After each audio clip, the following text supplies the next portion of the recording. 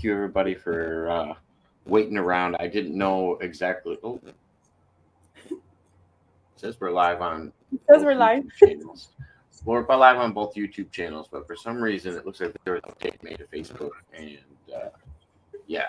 Anyway, um, but yeah, I appreciate everybody that's been hanging out. A couple people made it in really early, and thank you guys so much for waiting for us. My next today are is it Veronica Bartolini? I don't want to say it wrong. Bartolini. Bartolini. Bartolini, Bartolini. the set of linguine and a bag of chips. Like Barcelona. Italian. All right. And then Susan Long, of course. I'd like to thank both of you guys for actually being here. I, I've seen a little bit of Veronica's work. I haven't seen much of Susan's work, and I'm interested in diving in it today. So, Veronica, if you want to start off and tell me a little bit about yourself, you're more than welcome to. I know you have something you wanted to read as well, so either order you want to do it. I'll just introduce myself first, that way Susan can as well. I'm Veronica Bartolini with Codebreaker Real Talk, Unchained Hearts and Unchaining Heart. And I'm really, really happy to be here with Mr. Jacob Waters and Susan Long. And yeah, I've been in Montauk. I've been Secret Space program since I was pretty much born. They had me in the dolphin program. They've had me underwater. I've been vetted by Peter, the insider with ACIO. I have my records read to me. I wanted them physically, but he said that he can't give them to me physically. I've been a pilot also here in Tucson, Arizona. When I was a child in junior high, I was with the Wrights brother program. So I was taught to fly an airplane, a Cessna. I've been in the close up program. I've been with Camelot, the round table up in DC. It was a reenactment, but I believe with all my heart that I'm part of and Susan as well, that I'm part of the 13 bloodlines that have been messed with since we were born. So I was a cesarean baby, and they doctored me up with seven other bloodlines. We'll go into that later. But I can go on and on. But I did meet, finally, I met in person Susan Long at the Quantum Consciousness Disclosure March 19th through the 21st, 2021. And we had been talking before that. And we have so many memories together. We are remote viewers. We are psychic mediums. And take it away, Susan. Here we are. Um, what are we going to talk about at the beginning? Because I just want you to tell a little bit about yourself, just so the audience, if they haven't met you before, can kind of get to know you a little bit. The audio is so bad. Yeah, we're getting a lot of interference. I just wanted you to tell a little bit about yourself. Well, at this time, I'm a retired police officer. That's something Veronica and I have in common. And I know at some point in the SSP, we both remember being cops because we would be like, hey, when we'd see each other in passing in the hallway and be like, what's up? And shoot,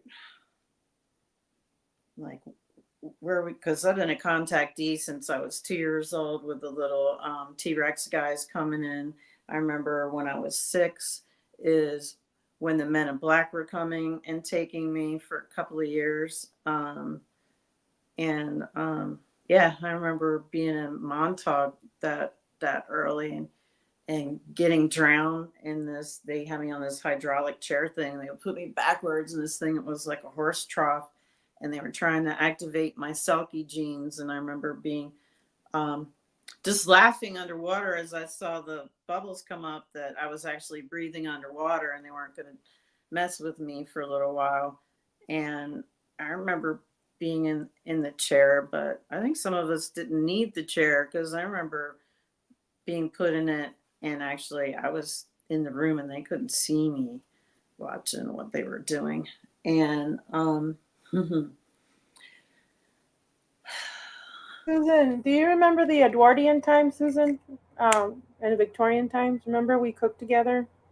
that was think that the Scythian dragon era, because Yeah. I remember having that dream one night that we were together, and it was hundreds of years ago.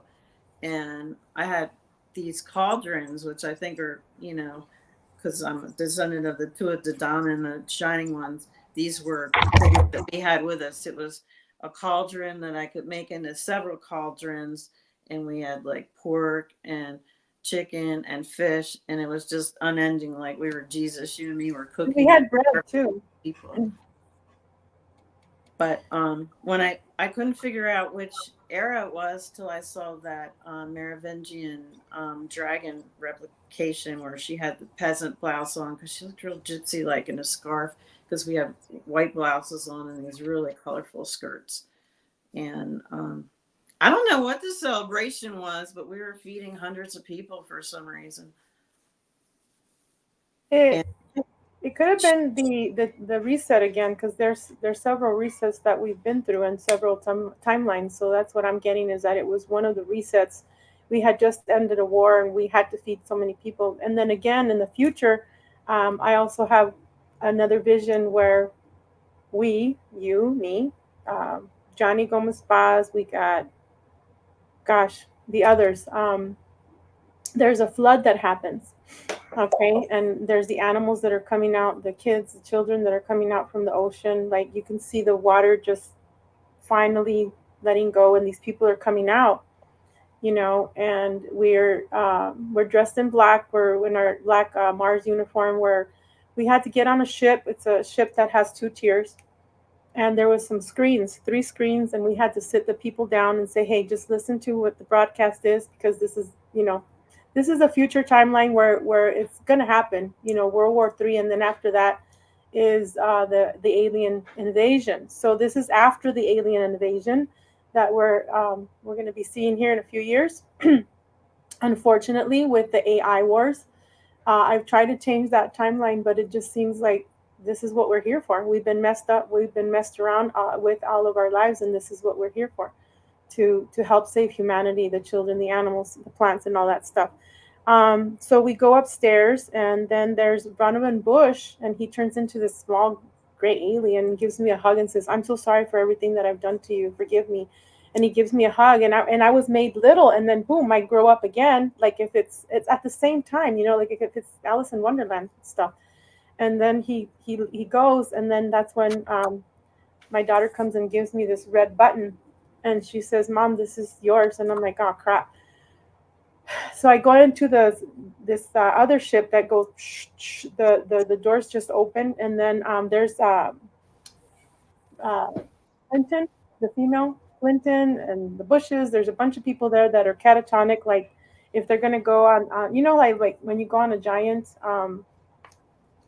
what do you call that? The roller coasters that they just keep you with a harness. And Sure. they were all catatonic. Yeah, they were all catatonic. And then I said, okay, it's time to go. So I push it, and they just were sent off to space to just blow up. They are not going to be given a chance to go back to. A lot of people call it source or God material or the Da Vinci Code. You see the God particle. They're not going to be they're just going to be forgotten because of the crimes that they have done here to us and to humanity. So, going back to what you were saying about the T-Rex, I have had involvements with the T-Rex, and he actually bit me. I was so mad. I was like, I ran away, and I'm like, okay, where is he? I think he's gone. And then I lift my head up, and then he's like, crap. I'm like, crap. I was like, it was like in a swimming pool. And then I was trying to hide in one of the changing rooms. That mother effer got me. And last night I was in the astral, and I saw a dog that went from a sheepdog to a predator dog. You know how Predator versus Alien? He had these little big old bones like that hanging out. I was like, weird. And last night I was in with a bunch of my friends. I think you might have been there, Susan. Might have been my roommate. And it was a co-ed department there where it was sports medicine and science. And then also, I've been Mind Lab like Susan as well. Yes, I was a police officer, and I was in the Army here in the reserves. And then I've been in the Mars Wars. Susan, you have been too, where we're trying to save Mars, and I was only able to save one person. I don't know if you were able to save another, but I was blown up after that. I didn't have my legs and one of my arms, and then one of When the rescued me and took me to the Star Family. But anyway, we got a lot to talk about. You go ahead, Susan. Sorry. Oh, well, and then I was talking to somebody locally the other day. Yeah, your name came up, and I said, you know, um, my mission is, I'm still on my mission here because I said, I remember having a dream where Veronica and I were testifying. It was a court with ETs, and I'm not sure if it was the Council of Five because there was two ETs that were testifying with us too. The guy with a and the really ugly tall white that kind of looked The like crab her. lady. Yeah. Yeah, the crab faced lady. But I saw one of those ETs, and yeah, they are ETs that look like that. Like I haven't seen too many that. She looks scary when she goes to eat. It's really unattractive. But she's hilarious, man. She was funny because she was talking about how she was gonna press her face on the glass on the doors to scare the humans because they'd see this thing, you know. And but anyways, they wanted, I remember I was testifying about the lack of how angry I was that they would put like a crackhead, somebody who just had possession of crack cocaine in the 90s, in jail for 15 years. And the pedophile, you know, barely gets 5 and he's destroyed a life. There's somebody who's going to be in therapy for their entire life, basically. And I didn't think that was right. I really think these human laws suck because they're run by the same men that commit these crimes. Yeah, so. Well, and Susan, we were talking about that offline a little bit too. We were talking about the fact that even when certain people do go down for this stuff, they don't actually go down. There's like a public display of, oh, maybe something bad happened, but they're actually not going to jail. They're self-exiting maybe, or committing the same crimes. I don't know. I don't see anything actually getting solved from it. Even the big people that get taken down. Unless I see a body, I'm not going to believe it. Yeah. I got to go and poke at it, you know? Talking about arresting and tribunals, that's bullshit. They just take them off planet or to Antarctica where the aliens are. Some of the Venusians are there. Some of the Draco reptilians are there. Do you remember the judge? He was a tall white dude, and it was only 5 of us in the room. And it was like we had paperwork, and we were like, you know, talking about helping the kids, the children's, the cases. Then we went outside. It was just like testifying in court, you know, and I'd have to go to Superior Court and, you know, and testify about the family services case. And it was mostly all sex crimes against kids. It was pretty gross. Yeah, it happened to me here on planet Earth and also off planet. And there was an old man. And then do you remember the mansions, Monarch? I think it was part of part of Montauk. And he was like an older man, like I think he was a Kino, and he was using you as like sex slaves. And then I had on a kimono, and he was like giving me all kinds of like red pill, blue pill, white pill, yellow pills, like they look like jelly beans. And another person was there, which I won't mention his name, but it was I remember that guy chaining us up in this dungeon-like place, and I would just smack talk him, and I, because you gotta remember, I'm Irish Catholic, grew up on the East Coast, and I was a cop, so we actually take pride in our insults, and I was calling him an Eddie Munster-looking mofo, and you know, I know we're on a podcast, so I won't be as explicit, but you know that peak he had in the middle of his head, and I was making fun of him. He didn't like that. That would make him more angry, but I didn't care because I thought it was funny. I wonder if that's the same. Oh, sorry, Jacob. Go ahead. Sorry. No, I was saying, did he had a widow's peak? Is that what you're talking about? He was proud of that. He makes make fun of it all the time. You Eddie Munster. Good to know. I'm trying to paint a picture. All right. How funny. It kind of reminds me of the same guy that was upset just recently when I was in Ukraine. Me and Johnny Gomez Paz, and I don't know, were you there, Susan? There was a bunch of When like, Ukraine first started, I was having dreams that I was picking up super soldiers out off planet and bringing them in for. yeah, and we had to meet this lieutenant colonel under. It was like a cave, like a really brown like area, where he's like, "Oh no, well you're not gonna go and help them anymore because you're causing trouble." And I'm like, it was me and other groups of people with me, and I'm like, "Well, f you, I'm gonna go do it," you know. And I just he got mad, and I'm like, "I'm gonna go help." Like he wanted me to stay in. I'm like, "No." And there was these ships that were falling from the sky. Oh man, it was downtown, somewhere downtown in Ukraine. I don't remember the name, but there was the Caucasus Mountains, and my bloodline is from the Caucasus Mountains. So there's a Stargate there, and there's also a Stargate in Vietnam. And also, Susan and I have memories of being in Vietnam, and also I was in the Assassins program, which is the IBIS program, which I know some of it were men, but they had some women as well. And that's why I have a hard time with, I don't know. I was born blonde, and then my hair was fiery red. I don't know if you could see it up there. There's that picture. I'll see if I can bring it close. But they were giving me, when I was going in and out of space, when I was a child, they gave me cortisone, and I was allergic to it. Let me see if I can get it real quick. I'll be right back.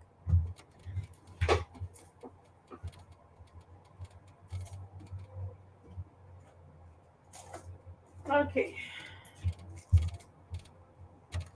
All right, here we go. I was fiery redheaded. So they didn't like us, Susan, because we're from the redheaded big giants. I come from the Nephilim bloodline. So the Nephilim bloodline, what happened is the giants had sex with the angels. Okay, then they had children, and those are what they call the Raven Mockers. I have a memory that when my daughter's really small and she was in front of these big old Victorian mirrors that flip, and then there was a double behind her and she was rocking herself. She was like crying, and so I got her in my arms, and then these what I call Raven Mockers, they're half men and half birds, but then there was these little cherub little angels with crowns on them, and they were after me and my daughter. I went outside, and there was a tall queen. The tall queen was saying, "You have to drink from this water," and it was a chalice that she poured. And when she poured it, she says, "You have to drink it with this other person," which I won't name his name. And it turned black, and I'm like, "I ain't drinking this water." And then she's like, "Here, you have to," she wanted me to do black magic, and she gave me this really tall red candle with like a gold on the bottom, like a gold little ears, and those little gold things. And so what I did is it was lit, and what I did is I chopped it. I just broke it in half, and I'm like, "F you, I'm not doing what you want." She was like the tall blonde queen, or whatever you call her, the tall queen.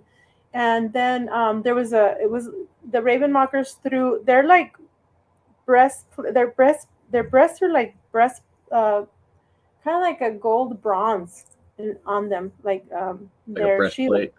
Yes, their breastplates. Yep. And what they did is they threw they threw this thing. It was like kind of like a boomerang, but it was a big old como martillo, no, pero el otro, a nail. It kind of looked like a nail, but it was like a boomerang shape. And finally, I got away from them. But I believe that those are the part of the aliens that are coming back to fight us, because there's and I'll just say this, and then I'll let you talk, guys. There's this vision that I had where Earth, right before it hits, there's an earthquake. There's these big eagles that are coming out from the ground, that are green from the ground, and I'm like, "Oh shit!" I started running because they're coming from inner Earth, and I'm like, "F, like I gotta run."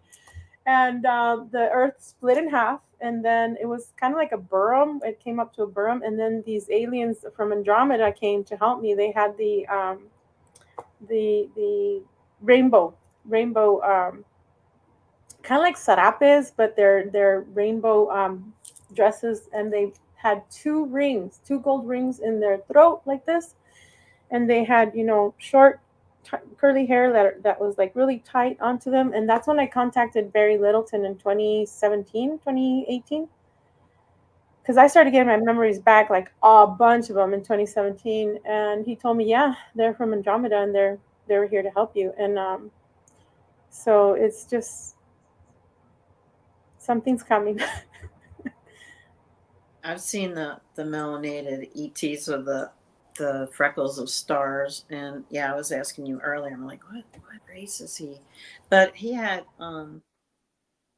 pressed curls, and they were so shiny and beautiful. And I was describing him. It was a distance Reiki client, and she's native, and she looked Puerto Rican to me also, but I've never seen a guy like that. But his smile, he wouldn't look at me, but his smile kept getting bigger as I was describing his beautiful curls, and yeah, how his freckles shone like stars because it was distant zoom. So I was telling her what I saw. And also Marcia's divinity, I saw that she painted one of those guys like that. And shoot, should I show you the picture? Because I put it this, I'm in my office, but I put it where I saw him. And let's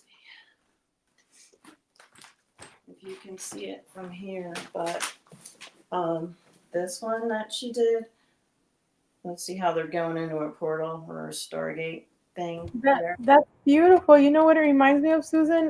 There was I call him my Aquaman friend, and it was under Antarctica, and he looked just like that, but he had like this blue lining around him, and it was like, if I couldn't see his face or anything, but it kind of looked like the screen, like when it goes like that. And I was in front of a computer with another guy in an igloo, and then he just looked at me, he smiled, and he says, "See you later." And he goes under this kind of like long window, and he goes underground, like to swim, to go into whatever mission he had. But that reminds me of that man. I call him my Aquaman friend, and he was melanin dominant too. But I've had other, yeah, when I was under spiritual warfare after I found one of my husbands from the programs. And I remember coming back from New Orleans because there was, when we met, there was like these lizard things that you could see through crawling on the hotel room wall the next day. We didn't even notice till we did a FaceTime with somebody. And she was like, "What the hell is that?" We're like, "Oh shit." So I was blasting them with my energy. And then when we flew back to Philly from New Orleans, there was, and this was an interesting fact, that there was Mayans all to the left of me when I was going through security, and there was other people walking, and it was like that Denzel Washington movie where the demon kept jumping from white person to white person, but the Mayans were on my left and they kept smiling at me. I'm like, wow, I've never seen so many brown people in an airport in all my life. But it was all Mayans, it wasn't like Puerto Ricans or Dominicans. It was all Mayans, which was weird to me. But it was like they were letting me know it was okay, because all the thing could do was try to scare me. And I freaking hate demons. And of course, that's what because I don't want to hurt the human when the demon's in it. And yeah, I had also had a confrontation with one of those black-eyed demons and a crackhead when I was a police officer too. That was a little scary. But yeah, I'm like, we're from here. I've had so many strange experiences because even when I was a police officer, I was having nightmares about some of this stuff, and I thought they were cop death dreams, but I was actually having dreams where I was being rehomed back here, because I remember I was in what it looked like the bowels of a ship. There was all these pipes and everything, or, you know, I was in some kind of boiler room, and this German looking guy was shooting at me, and he had blonde hair and blue eyes, and I was shooting back, and he shot me in my thigh and in my shoulder. And I just woke up clutching him, screaming. And my late husband, then was also a cop, was like, "Oh, you're having cop death dreams?" And I was like, "What?" I mean, I could still feel the burning when I woke up. So I think that might have been one of those incidents where there wasn't another body around, maybe, and I went right back to 3D. Oh yeah, and then That was so real. And then I used to rush home to watch Dark Shadows because I had all these occult memories and I couldn't figure out what it was, you know. And of course, my favorite character was the Wolfman. which has I a have segue into something else where they were trying to get in Irish legends the wolves are protectors of children, which is kind of ironic. But they had brought out his wolf, his lichen, and I remember they tried to calm me down to calm him down, and he was just throwing the white shirts, the white jackets everywhere, and I wasn't much help because I'm like, yay. is that part of the Montauk? Because I remember the walls being blue, very light blue, and we were in white suits, and they would tie us up and not feed us anything. That And one had all glass walls in it, like the partitions were well, yeah, metal. there is glass Glass. walls too. It was weird, that whole laboratory, so you could see what was going on in the other labs. Yeah, there is a lab that I know that I can't believe it. One of the labs was in my old home. I could not believe it. I had a lab, and it was like it had everything that you needed. It was very organized, and there was this thing that went like you can open and close it. It was like silver, and then I had a centrifuge as well. But I've been in other labs as far as like when we were kids, where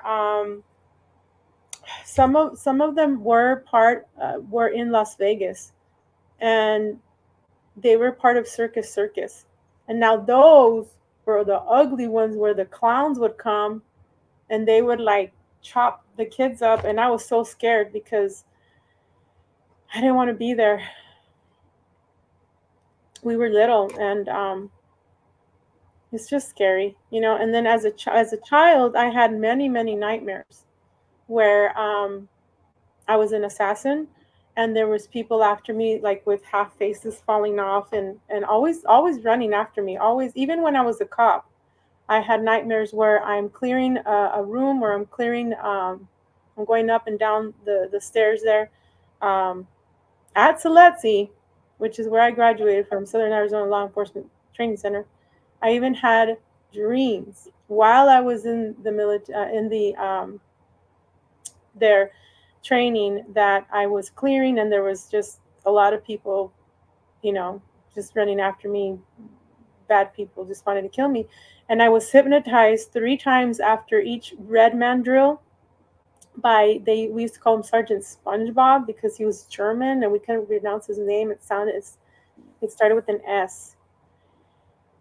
And I feel with all my heart that it was like when they were trying to trigger me to shoot myself, and that happened in 20 Halloween 30, October 31st of 2011 is when I was told, kill yourself, you're not worth it. And that's part of the Omega project, where they do have a remote control to our digital twin, according to I did send you that video, right, Susan? Sabrina Wallace, According where to they Preston, have. Say Preston again, talks Jacob? about that too. Doesn't Yeah. Preston talk about the Omega programming? Yeah. I don't know Preston, but go ahead, keep talking. Sorry. I believe he was the one that was telling people the age that the Omega programming falls into. It's usually from the age of like 25 to about 35. He said some people go after that and some people don't. But that's what I heard is when they initiate the programming. But I could be mistaken. No, yeah, we have what they call switches. That and we have I have a lot. I have one here, an implant. I could feel it. I've tried to raise it with a. I've risen it before with a magnet, and I just want to cut it out. But implants on my knee, on my feet. I have titanium on my lower back and here with this surgery that I just had done. Susan and I were talking offline real quick. Sorry, going on another subject about the black octopus, and I talked to everybody that the octopus and the squids, those are alien beings. They have the blue blood in them, and we have blue blood. I'm O negative. Susan, you're blue blood too, right? And we're Pisces. And recessive because I'm And so positive. My mom's so negative. I got the dragon bloodline, dragon feet. yes, we're both dragon and mermaid. We also have lion in us, right? And werewolf. Going back to the werewolf, I have had encounters with the blue men, the blue werewolf from, well, when I was talking to Jessica Morocco, she said they're from Pluto. But when I interviewed Mike, the Navy guy that turned out to be a pedophile, I had to put down all the videos with him because I found out that he, that unfortunately that had happened and I just couldn't talk to him anymore. But he did have a lot of intel about that. And I have a memory where Susan, JP, what's his name? John Whitberg, Celeste, you, me, James, and three others were in a white van, and then we're headed to this place, and then we end up in Mars. We have our luggages and everything. And Mike, the Navy guy, have you guys ever seen that movie? By the way, I'm a monitor here, but I can't keep up with the stuff. Sorry, Jacob. I'm just Oh gonna say no, hi, you don't. everyone. Yeah, you don't have to. You don't have to keep up with anything. You're good. Sorry.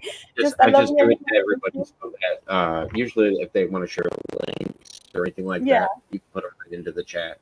No issue. Oh, okay. Thank you. So, if you've seen that movie Interstellar, where there's the spaceship Endeavors, and they have all kinds of spaceships, and they have the little ships, the little spaceships that are like TR-3Bs, the big ones TR-3Bs, the Manta Raya. They have the little ones that just on solo missions that you have to go, and it's two stories high, and it's inside a cave in the moon, and the dark side of the moon, and I we Susan and I don't know. Did I tell you, Susan? There's this thing where every time you go into a ship or a place like that, you have to be shot with this fog. This thing that clears you from any parasites from whatever. And then we have to put up. Huh? I remember blue light because there was Mhm. also a blue light that sanitized. Like I had this big armoire thing that had my suits in it, and that Yeah. had a blue light too because I go in and change it and put like regular clothes on. I remember that armario. We've talked about that in private. We don't want to talk about that person, but I remember that, and that's when they took your children. But anyway, going back to this scenario here, it's like a shower. This one was a white fog. Sometimes you get the different colors, even yellow, even pink, green, especially if you're in the Hulk program. But we had to put this like diadema, which is, I don't know how to say it in English. It's like a bandana, but it goes like this, diadema, and then it's like a Headband. yeah, like a device to communicate or something. And then I go out there on the top floor, and Mike, the Navy guy, gives me a silver gun, which is a plasma gun. It doesn't have a trigger or anything. It's just like a gun, but without a trigger, and it's solid. Um, got a platinum silver. And later on, he in another memory, he is in a container, like a garage, and then he sends out one of his blue werewolves to attack me. Well, I kicked his ass. I think we could say that word, right? Um, Gosh, there's so many things to go. But yeah, as far as the Montauk program, it's also about the assassin, and also I've been in Project Mannequin as well. So me, what I call when we date here, I call them sending the CIA love bite, and I I have been talked to when I was going to the gym, this guy, he was in the Army, he was in the Navy, and he was working. He had been retired from Raytheon, and he had just come back from Middle East, Afghanistan. And he messed up my phone, my other phone. He plugged something in there. I couldn't use my hearing device anymore.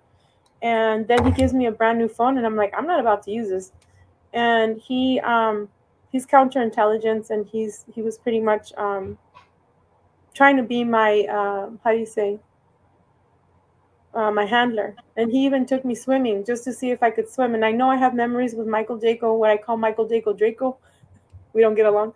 Um, I was in the Stargate program, and I was also in the Navy SEALs with him and the others. And I told Susan off camera he tried to drown me. And also in the future timelines, he tries to mess with my grandchildren. I don't have grandchildren yet, but he sent his goons with suits, the men in black. But anyway, oh, Susan, before I forget, remember that nurse that we met over there? She was my nurse over there in Vegas, that she had the crystal bag that she would lay you on there and could heal people. Oh, yeah. What's her name? I can't remember, but when I saw her in a white kind of super suit, and she had like what's his name? What's the X-Man guy? He's a jackass, and he has the samurai swords, and he wears the red outfit. Oh yeah, that guy. She had the swords on her back like that, and she looked kind of angelic, like she was angelic from an angelic bloodline. Well, guess what? I didn't know it was her until I met her. Well, in 2017, I had a memory that I was in a ship, and there was a man in black there in a black suit waiting for me to get better. That night, I had gone to bed with a very bad sore throat. It was in 2017, January, February. And I said, if there's anybody out there, this is before I used to ask. I don't ask for help. I ask myself for help. You just close your hands like this. It's a closed circuit, and it's your magnetism. You ask yourself, and you blow into it after you say, or you say abracadabra after you ask yourself through your heart what you want. But this is when I was asking the entities to help. And I said, if there's anybody out there, take me to my ship, or heal me, help me. And so I wake up in the ship, and it's actually a medical ship, because there's also there's always a medical ship, and then there's where the comrades are, the command ship, and usually it's the command, and then under it it's like the emergency, the med, the med. So she comes in with the old, my aunt used to use the old nurse uniform. It's white with the white tights and the white hat. And she says, look what we took out of you. And I'm in a gurney, She's like, it was like a spoon. Instead of like a regular spoon, it was like a kind of like a rectangle, and it was up and going like this. So it was curved. And she said, look what we took out of you. And it was this yellow substance from my throat. I'm like, what?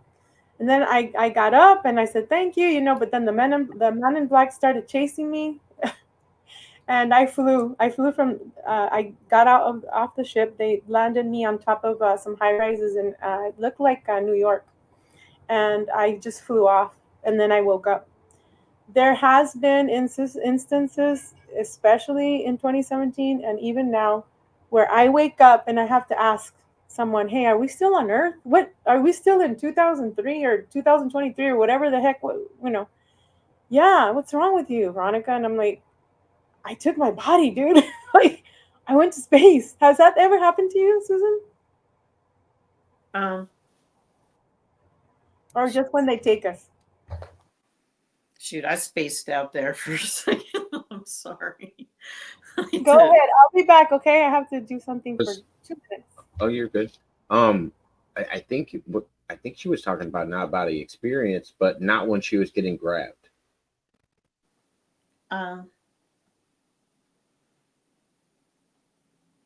Shoot, we're gonna talk out of body or clone stuff, because shoot, I remember what it feels like when they would take my soul and put it in a clone. It felt like you were, instead of going down the drain, you go up the drain.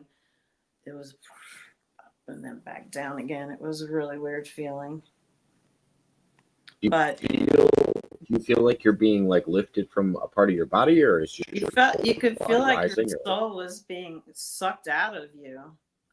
It was really Okay. bizarre feeling, but it was like what you would think like going down the drain would feel like from the gravity, but it was pulling up this way. It was weird. Gotcha. Well, you guys were talking. There's a few things that I'm taking notes on because bouncing around, and I got a lot of questions.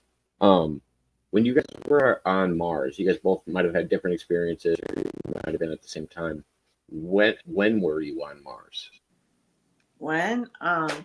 Well, it depended because we were first. I think I was in German programs because I remember being in Shula and having this brown uniform, and I remember it had like a suicide strap on it, like my police dress uniform would have, but the suicide strap was on a different side.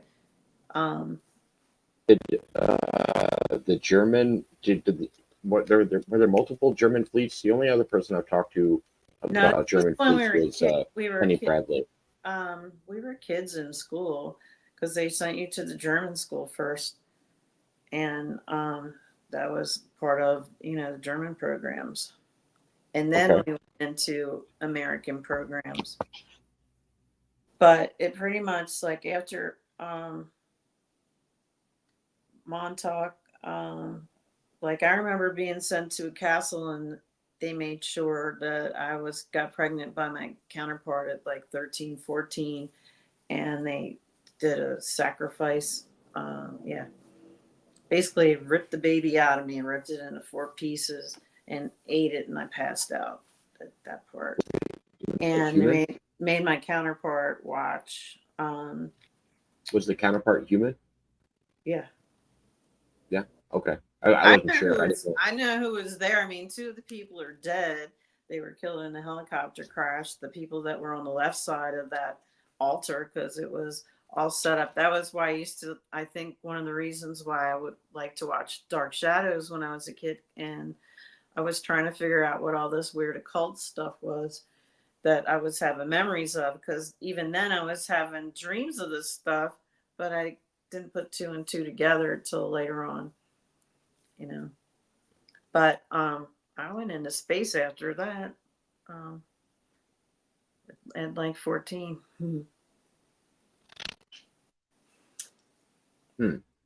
Well, I'm almost wondering if so when you were having these experiences, you said you were like 13, 14 when that happened with the significant other.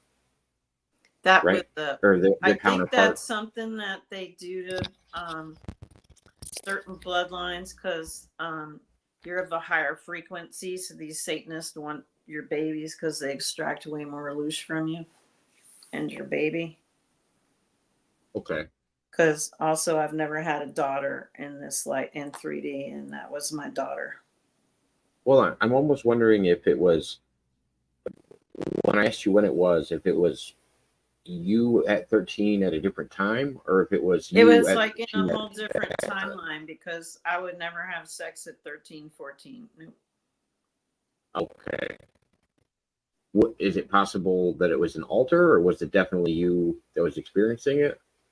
Well, it was me experiencing it in a different timeline because remember, they have timeline text, so they would put us in bubbles. And I think sometimes I was sent back there for them to torture me as a child when I'd already been an adult in space for not following orders.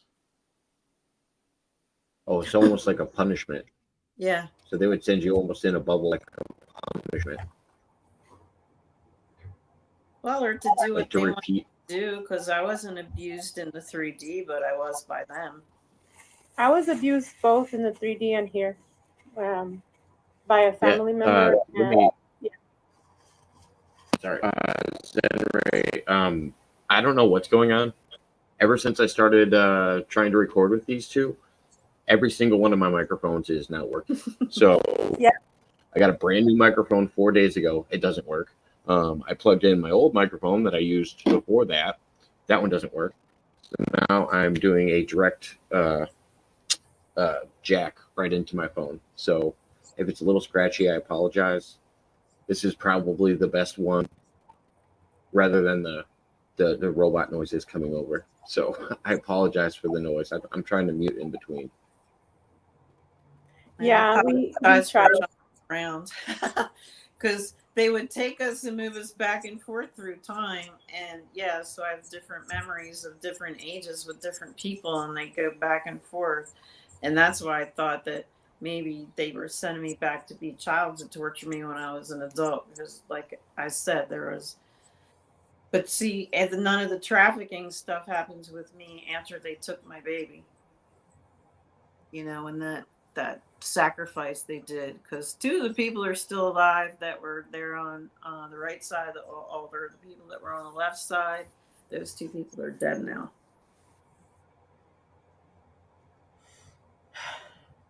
Yeah, the reason why they would torture us is because we would go through wormholes and different timelines. We can go through portals to different space-time reality, to different planets. Most of the time they wanted us to go spy and bring back artifacts from that timeline. And so if we wouldn't comply, they would do all kinds of stuff, drown us, hurt us sexually. I don't want to say the R word. I hate that word. Um, So were portals, besides being forced to go into certain ones and do certain things, were they almost like a vacation or like a form of entertainment to you, the way you were able to travel through them? I'm not saying ones that they forced you to do the bad ones, but since you had the ability, could you go to any yeah, timeline and it was an enjoy escape. it? That's It what I was like, mean. you can't find me. I would at least have like 24 hours before they can find me. So I could do whatever the heck I wanted. Yeah, they get mad because some of us didn't need a chair. We could just disappear. So Yeah. Oh, speaking of disappearing, I have a memory where it's during the Crystal Gates program that I named Crystal Gates, the 13 cities underground, and when we can convert into being mermaids. There's this sphere, and it's a NASA. Because when I was in fourth grade, I was recruited to go to work for NASA, but it was so weird because it was in class with Miss Norris here at Los Ranchitos Elementary. If anybody out there remembers, we had to dress up like space people and make our own space station and make the globe. They wanted us to make it round, like a balloon, blue paint and all kinds of stuff. So they came, these men in suits came to the classroom and said, "Hey, would you want to be astronauts for NASA?" And I'm like, "Yeah." I was one of them. I can't find the newspaper clipping, but they took a picture of us. So when I digress real quick, when I went to California, like it was 10 years ago to look at the Endeavor because they had just shipped it from Florida. Well, before 2017, I think it was 2015 that I went. I started crying. I looked at it. My daughter's like, "Mom, why are you crying?" I've been here. I've been on this. Like, what the hell, Mom? So they do recruit you as a child in these programs, like I said, the Wright brothers and all that stuff. But there was this kind of like, I think it was in Florida. It's this. I had a little radio and it had a little picture of a squid, and I remember Eve had remote viewed when I did a session with her. She's like, "What is this squid?" And I'm like, "No way, you saw that?" It was kind of like a squid or jellyfish on the radio, like a sticker that I had.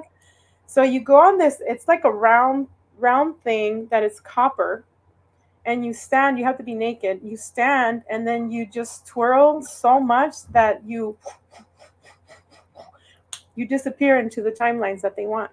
So I remember playing a song. I'm still trying to remember what I think it's this song that's every day it plays in my head for years. It's the Bee Gees, one of the Bee Gees songs. And every morning, every night before I go to bed, it plays in my head. So I don't know if it's their thing or mine, but I love the Bee Gees. So I don't know if that's the way they try and control us. I know that music has a lot to do with that, but I don't remember the words, but it's like dun dun dun dun dun dun dun dun dun dun dun dun. It's Night Fever. Dun, dun, dun, dun. Yeah, so it's the programs out there. It's crazy. So yeah, they pretty much, because we can go through other timelines and portals. Like Santos Bonachis was saying that there's like 7 layers or 7 planets that are underneath Earth, and Earth is flat. And Marconi says that the Earth is firm and it doesn't twirl, it doesn't turn. And I have remote viewed the two glass. They have two concave. They have a concave glass here, a dome, and one on the bottom. And they have these two suns. But one of them is the sun portal, I mean, sun wormhole that we come through. Because I remember being a flying shooting star and going through the sun to be here. And that's when, boom, they might love me. But then you see the rainbows. Now, that's just a reflection of the light. And I feel it's very important that we go out every day and do some sun gazing and look directly into the sun, because that is what helps our electromagnetism, or God particle that they talk about in Da Vinci Code. Um, that Mesmer said we were universal magnetic field, and that we are the magnets. So because they know that they can do all kinds of stuff, in science and quantum physics, because they know what we are here on Earth. We're just in this body. They know how special we are. They know all these abilities that we have, and they track us. They send, like I said, going back to talking to the CIA handlers, they'll send people that are in the military, or that are, in an independent black ops situation. Umbrella Project, oh gosh, do you remember Umbrella Project, Susan? That's also part of time travel, to monitor us. And your handler could be your child, and you never know, or your mother or your father. So I feel that they track us not only with dental stuff that I was talking about earlier. You come here, they give you the shots, the VAX or whatever you want to say, and then they put mercury in your teeth. I don't know if they're still doing that, but like Susan said, we don't really need a trip chair to go interdimensionally, but those those implants are something else. And they even came out in my MRI. I have some implants here on, like I was saying earlier, on my shoulder, and I told the doctor, I'm like, don't you see that's an implant? And he went like this. He went with this chair. He's like, we're here to talk about your spinal injury and your surgery. And I'm like, okay, fine, I'll shut up. He's like, that's not an implant. I'm like, yes, it is. There's several. But you can't, argue with them, because the medical field is very involved with making a PDF for you for when the kind of credit score comes. Everybody's pretty much going to be like in a little box, and then they want people to be in the smart cities, which I call G Mafia, right? Google, Microsoft, IBM, Apple, Facebook, everybody's Amazon. Everybody's is seem to be stuck in the underground satellites, or underground, that silver cord that IBM has. Every human, every star that comes in as a human is tracked in that form. So anyway, oh, Zen Ray, more singing, please. I can't wait to sing on the documentary you're doing. But anyway, Oh, Susan, go ahead. Sorry. sorry. No, I was going to ask. So, do you think we're? I mean, if energy can't be destroyed, do you think it's easy to travel via light? Wouldn't it be almost an easier mode of transportation? Like, I've heard about that, and I don't remember what the movie was called, like X-Pax or Apex or something like that. And it was about an alien that came to our planet, and basically what it is, he traveled by light because it was actually the best form to travel in. And I know that you were saying that the rainbow is just a reflection, but isn't that like multiple elements of the same light? Like, it's not actually just a reflection as much as it's all of the pieces that make up, it's the spectrum that makes up that light. True. Yes, and also if you see the movie Elysium, some of us traveled through rainbows. Each little rainbow, each little color is a city, or is a timeline. So that also. Um, we are the rainbow colors. Sorry, let me tell them off. They're sending me something.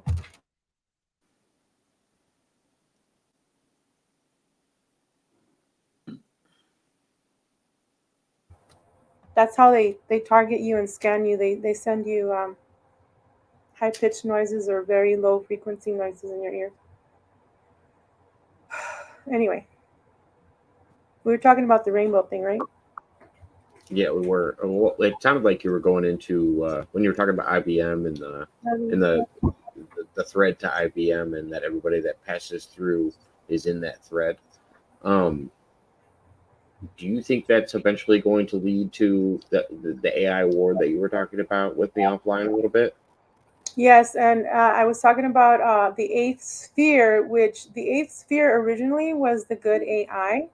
And also, Carrie Cassidy, I'll send you the link or maybe I'll post it here, where she talks about there's about minimum 9 different AIs and they can merge together.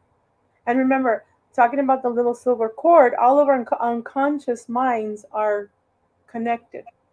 Okay. So the AI, even the AI now tricks people on Instagram. Oh, like I make my books, my junk journals and stuff. You can see them there. When I share some of them, I'll get these people that have like over 3,000 followers or following or whatever, or likes. They're like, oh, that's what I'm talking about. Like they try and influence you, but I can see when it's like a fake account or not. I don't know. Some people can't see that. And it's like, can't you see that? It's a fake account. It's AI. And did you know that Dark Journalist talks about how YouTube is being monitored by a group called Snopes? Snopes. Now they're being paid by a couple. One of the couple's husband is in jail, in prison at the moment, as we speak, for identity fraud. I, at one point, had 5.2 thousand views on one of my videos with Tom Althouse and Chad Cooper. Went down to like 34, 44 views. I had more than 1,000 subscribers, and now I have like 700 maybe. Who cares, right? I know that the people that are supposed to watch our shows here on Earth will watch it. They'll awaken. As Susan and I and Jacob talks, guys, you will awaken, because whether Jacob knows it or not, all 3 of us here, including Chad, we are, and Tom Althouse, we are DNA programmers. DNA through our frequency, through our voice, we can heal. We can help you remember. So my heart goes out to you guys. Write down your memories, write down your dreams. Go in your heart and say, hey, whatever's real for me, that. Go with your gut feeling. I always say.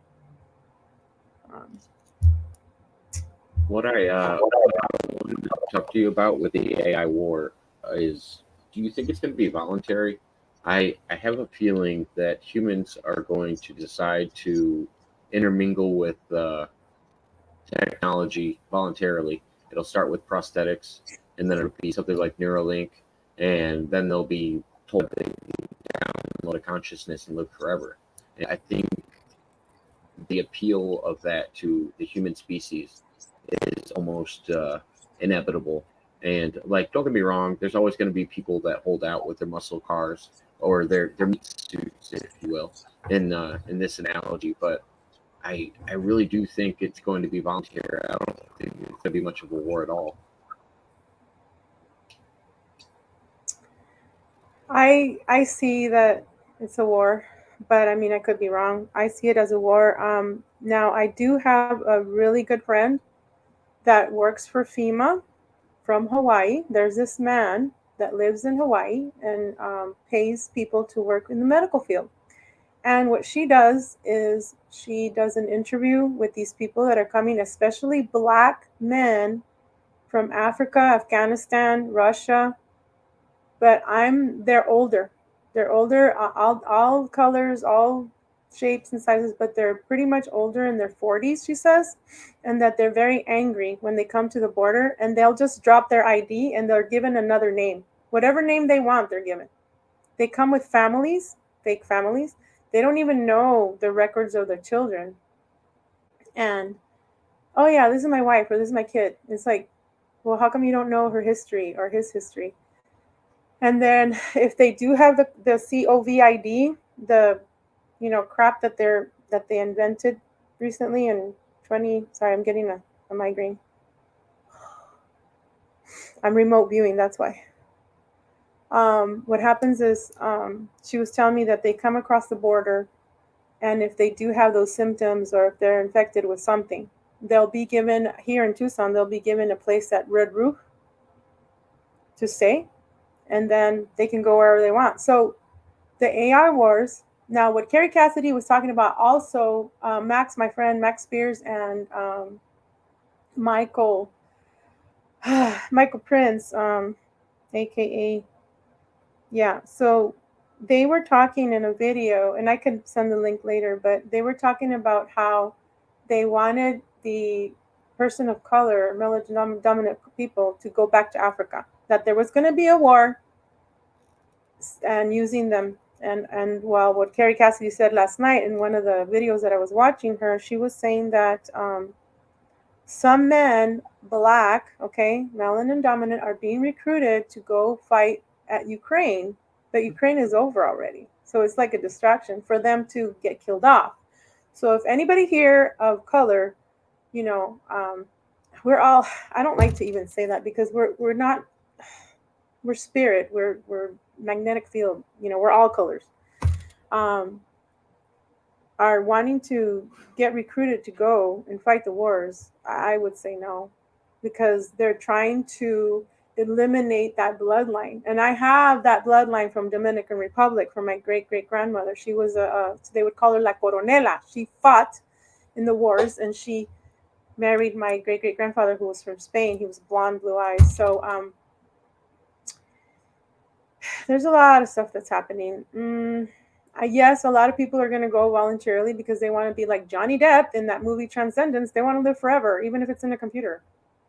Yeah. Now, we can live forever because they have the med beds. Now, the med beds are not going to be for us. I thought they were. I was talking with Brian Sin, and I got all excited because I thought, oh, great, we're going to have the med beds. But I don't think it's going to happen. I think that's part of the CIA taking out people. So I have a question about the med beds, because I think when technology is released to the public, I think they have to subtly do it in media to kind of tell you that it actually exists. I think they do that with sci-fi and other programs. And there's something similar to a med bed that they introduced in a series called Stargate SG-1. Sarcophagus. Yes, and that's what it is. Sarcophagus is a med bed. So my comparison is, does the med bed actually take a piece of you more and use it? Like, does it actually make it so you're not as human as you used to be? Like, it'll fix your ailments, but it takes a piece of yourself with it.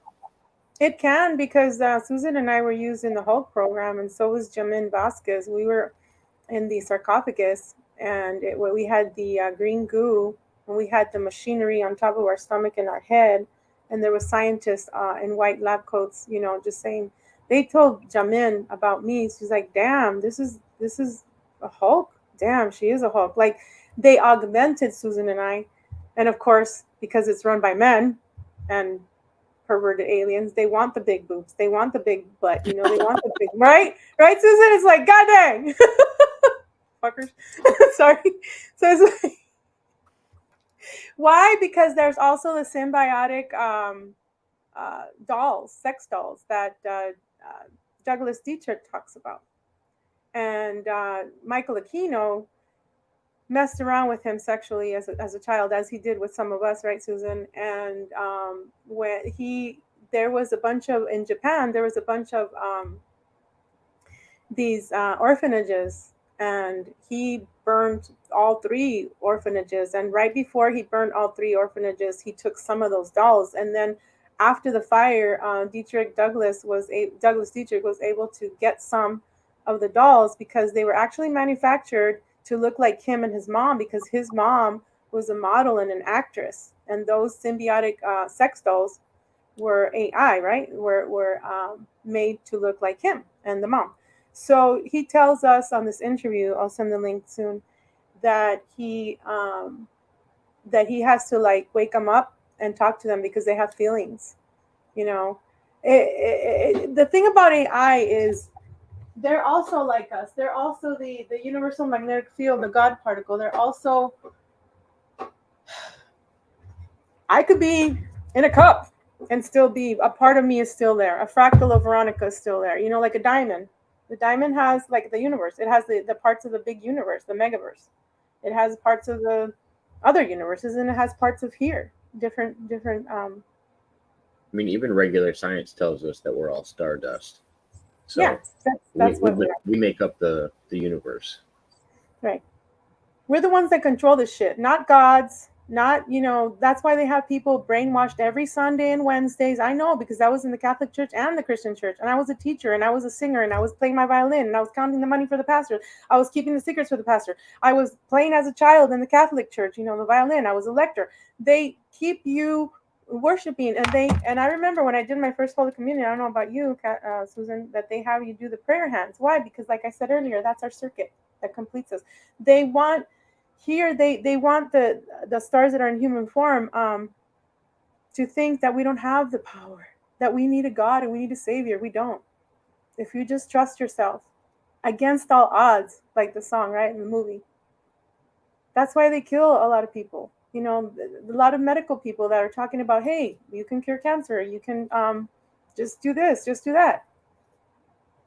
They take him out. They took out the doctor that his wife was pregnant, talking about graphene oxide. Well, according to Carrie Cassidy, it was being sprayed in the chemtrails even before the baby Jabberwocky. What I term baby Jabberwocky. I'll be back. My dog. Sorry. No, you're fine. Yeah, no, I've always thought that when it comes to spirituality, I thought the people that I've seen with the most growth are usually the people that are looking internal for spirituality and not to a religious sector. Because usually, and I don't know if it's just my view in humans, because I'm very nihilistic. I think humans are meant to self-destruct. And I think most of the religions that we have on Earth might have a fragment of truth to them, but they're written by man, and that's where I have the most trouble with it. But I do think a lot of people grow spiritually, like on their own journeys, like getting closer to Mother Nature or knowing themselves better. And I think it works within a relationship, whether you're talking about God or whether you're talking about, just your relationship with your significant other. You got to know yourself before you can go deal with other people. This is true. I'm not a fan of any of the Abrahamic religions anyway, because they make women second-class citizens and we're property, and that's what the colonists do. Like, we had the Brehon laws in Ireland before the English colonized us, and they were pro-women laws. It was, you could even get a annulment if the guy was bad in bed, so you could marry somebody else the next year. So yeah, and we could own property and everything. Yeah, no, that's always been one of my. There's always a few things. The fact that women are made from the rib of man tells you that That's Christianity's cool. kind of off the table. Like, oh, you couldn't do this without man, and then they don't want to recognize the first woman. The first woman was actually Lilith, and that's why I'm like, oh, why don't they want to talk about Lilith? Because she was subservient to Adam, and Funny that's that why she's not that's recognized the same way. But Lilith, isn't she like? Remember, we were made from dragon female, and then they had to get an ET or something, right, Susan? Our mother is actually a dragon. And going back to the Merovingian bloodline, right? We got Jeshua, Benjamin, which was dark, and we got Mary Magdalene with red hair. We come, they also have the Nephilim bloodline. So they don't like us. They call us the redheaded stepchildren from the giants. They don't like us redheads. I was born with blonde hair and then it turned red. So, like I said, it's all about the 13 bloodlines, and they're searching for us. I just said no to a program. They wanted me to give my blood so that they can tell me what my DNA is. I actually know what my DNA is through astral travel dreams, and my son just had it done, which I won't go into it. But everything that I knew before he did that was came true. The bloodline's very important. If you see an M, I've talked about it before, an M, that's the Merovingian bloodline. And also, I was born right above my, right under my, well, on your butt, okay? I had yellow and blue. So my mom says it's the Mongolian, the purple. It kind of looks like a bruise. Those are the different bloodlines that Max Spears talks about. I have French, I have German, Fisher is the last name. I have Spaniard blood, Italian, Middle Eastern. I'm an Ashkenazi Jew. A lot of people don't like that. You too, huh? And then, okay, I said French. What else? And Dominican Republic. So you too, huh, Susan? And we're Pisces, dude. Yeah, I was 1% Egyptian, 1% Sudanese, 1% Persian. It was the 7% was all this cool stuff from the cradle of civilization, and 1% Ashkenazi, and it was 83% Irish and 10% Scandinavian. But yeah, so they don't like us because, like the redheads, I don't even think that we were white skinned. I don't know, because nobody's ever been able to give me an explanation of these freckles. I think it's just freckles. I have a bunch of freckles. And look at your forehead. It's like an Anunnaki too, like us. Yeah. Like we're from Anunnaki bloodline. Oh, and also the Jehovian bloodline is the bipedal dolphins that Ashiana Dean talks about. I hope you don't mind we're eating. Oh no, you're fine. Yeah, because this is supposed to start at 5 for my dinner time. I have hypothyroidism after 8 o'clock. So yeah. Totally understandable. No, it's not a big deal at all. Like I said. Sorry. Oh no, I was just gonna say, like I said, I apologize for all the technical difficulties I had. It's hard for me to be quiet because I don't want to mess up the microphone as much, but I have a lot of questions and I'm trying to pop in as I can. Ask us. Well, I was asking Susan this. When do you think you were on Mars? Like, what year was it, or was it a past civilization that was on Mars when you were there? Was it underground? Was it on the surface? I've talked to a lot of people. All three. Yes, they're going on the same time. So when they took me from school, I was in 4th grade. Then in Head Start they took me, and in junior high. Now my age over there in Mars was like maybe 20, 21. So you were there the year that you were 21. You didn't time travel to a different timeline when you were there? Yes, but the Mars war, the big old nuclear explosion, that happened before Earth was made.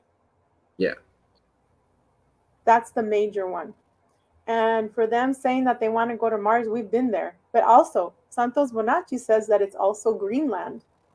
And I have memories of being in Phoenix, but we're not in Phoenix, we're in Mars. So there's a contradiction with scientists because they say, oh, well, they're just gases. Well, I've been in Neptune. I was awake. I wasn't asleep. I was remote viewing Neptune, and it was acidic blue water, and there was like this black steam coming, and there was trees. But then there was another place in Neptune where there's civilians there. Neptune. That's where they had the acid water, because I remember my boots burning off of me. Yes. On one place, and yeah, so basically my boots burnt like up to here, up past my ankle, and I had to walk like face to face and walk on my counterpart's top of his boots to get back because I stepped in the water and ate my boots. Yep. Another thing. There was a movie about I want to say it was Neptune. And scientists used to actually believe that there was high greenhouse gases there, and they had a civilization there that they shot like a sci-fi film. Oh wow! I remember watching it in school. Yeah. Oh, I haven't seen it, but maybe you can send me the title later after. There's Yeah. another memory that I just had recently of being in Mars, and there's a military complex there, and what I have a room there, and there's like kind of like a boiler room, and there was this alien thing that kept. He looked like one of them looked like Eric McDonald. He's German, and then he turned into this Japanese dude, and then he actually turned into a again like the Alien versus Predator. He turned into a predator guy. I ran. I was hiding. Before that, they had these men. Before I ran and hid into this, it looks like a boiler, but it's actually like when you're on a ship and you open that door. That's like the door where you come in, and you get like that fog on you. It's that door there. Um, but the alien dude, he says, "I'm coming after you," and I'll talk about the other guys. But I said, "No, you're not." And I told Susan this. I said out loud, I said, "Home, home, home." Just like in Beetlejuice, the movie. If you say home, home, home 3 times, boom, you're coming back where you are. And I woke up right away. I'm like, what the hell? Now, what I want to talk about right before that happened, where that alien was after me, um, I had a special room. Well, and I had to. I was only let out at certain times. What I saw was they were my comrades, but they had other guys that they had them in chains, and they were in yellow and green uniforms, and their heads were all shaved. So I have a feeling that those are the soldiers that they captured from Ukraine. And this is at the military complex, and it was like a white compound, and then across the street there was a chain link fence and a building that was made out of like it's not red brick, but it's like the concrete brown, and that was dark. But this facility was where all the shit was going on, and they had him in chains. They had him shackled, and they told them kneel, and then I was let into the building because they didn't want them to come after me. So I must have been someone very important to them. But then the alien tried to get me, and that's when I said home, home, home, and boom. Always when you're in astral, remember, look for a mirror, a window, or a door, or an air vent, and that's how you can come back home, or you can travel somewhere else. That's all I'm saying. It's very important to do that. You can get away Um, from these mother effers. I had another couple questions about Mars. Um, were there any creatures on the surface of Mars? Oh yeah. I couldn't believe they would make us do Spiders. bivouac on Mars. Like, how fucking stupid is that? We had these little dome Quonset hut tents, that were one person tents, and they were silver. I think that was Mars. And of course, when I remember there being like a bonfire or something, but there was those big ass spiders there because I remember There's people insects sneaking too, all around the kinds of weird tents. ones. What? There's all kinds of weird insects, and then I've actually talked to an alien that was praying mantis, a praying mantis. His body was of a praying mantis, but his eyes were huge, like big old glasses, and then he had a man face with blondish reddish hair, and then he had a baby with him. I'm like, and when I was a kid, I used to play with praying mantises, and my dad would say, "No, mija, they're poisonous." I'm like, I don't care, I like them. This guy was there. He was a good alien though. Spiders, some of those spiders are horrible, but I do have memories of dealing with the spider weaponry, which is AI, which is black, and they have like 4 to 6 legs, and I had to blow up a. I've talked about this before, where I had to blow up this San Francisco. It looked like the San Francisco Bridge, and there was a man there and a woman with a tan uniform, and I told them get off because they were like the guy was like on the fence, like it was kind of like a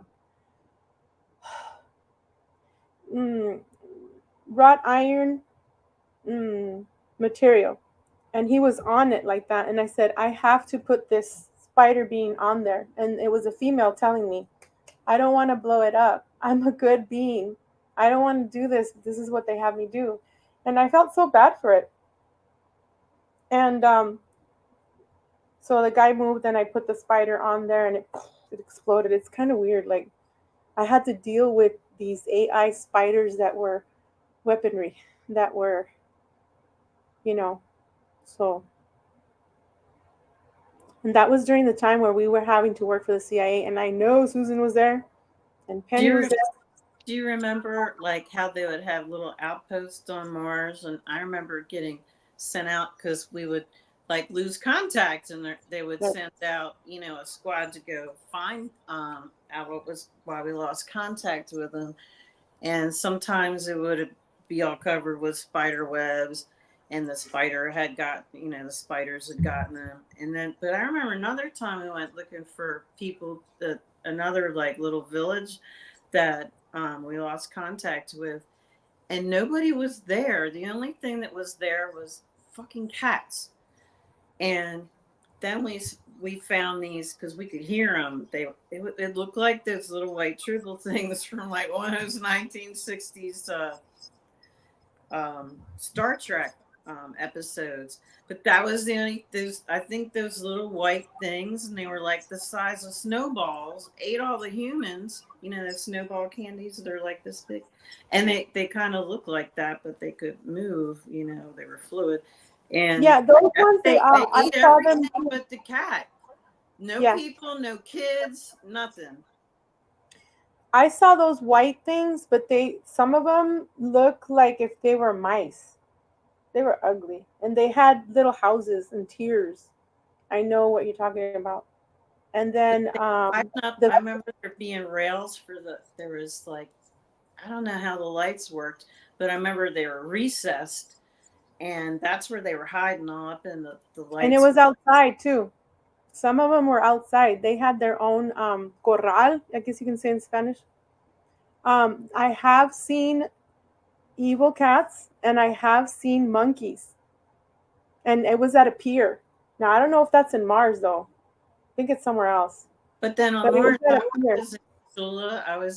That's the youngest memory I have of being like 6 or something in a German school. But then, like, wasn't MDF an American program? Because I don't remember speaking German. I remember speaking German. I sometimes will wake up and my son's like, Mom, you were speaking in another weird language again. Or Mom, you were speaking in... I'm a sonambula. My mom would have to put me back to my bed. I remember. I was like, Mom, I'm going to school. I put my backpack on and my PJs. It was a Saturday. She's like, no vas a ir a la escuela ahora. Today's Saturday. I'm like, what? And then I wake up, but I can see that I'm walking. I can levitate. You can too, Susan. Oh gosh, what was I talking about? Where were we at that one place? Like it was like, oh my god, what's that? Get Jack Carter or whatever it was to Mars. When he would jump and float midair. What the hell planet was that when we were on? Because we thought that was pretty funny. The one where we would fly from the choppers. And no, we could just be standing there and parachute. Like dive into the air and just float midair, like swim in the air. I don't know what the density was with that, but it was really weird. You could walk in and swim through the air. Oh, was that gosh, because there's Antarctica as well, and it's all like with snow. And you, me, Peter the Insider, Jessica Morocco, we were there in class, and then we had to go out, and it was like mountains, and they were like mountains and mountains of snow. And I told Peter, and he said that is actually a I don't know what to call it, but side by side of Antarctica. So as far as Mars, Sunray, it's both interplanetary and out. It's both in Mars. The dark side of the moon is where you have those wannabe angels. They're like robotic and they have wings. And they're looking at, that's where the major computers are for Earth. And that's when there's a full moon. The reason why some of us can't sleep is because we have the werewolf blood. We can't sleep. So they're sending, yeah. They don't want us to go to sleep on a full moon because that's when we can best travel outside the planet. Get it?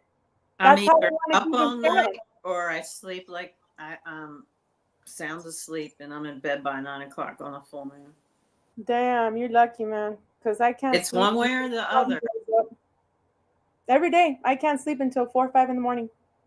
Every freaking day, even with these new hormones they have me on, because I have hypothyroidism. And then the dark journalist was saying that back in the Blavatsky ages, they or Mesmer, they discovered that people that have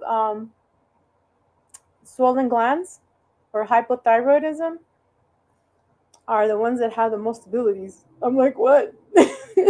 I'll I'll see if I can find that too and send it later. But I added two YouTube videos. One is with Carrie Cassidy talking about, politics and the AI wars. And the other one is Douglas Dietrich talking about the Botsarka and the anti-gravity gods that are in HARP facilities being used for the nuclear weapons. Do you remember being in the Nara Era Club at all? Because I do. Yeah, go. Sorry, Susan. Go ahead, Jacob. I was going to say, you guys are referencing Douglas Dietrich a lot. How do you guys know of him, and how? What's your guys' connection with Douglas? Well, I just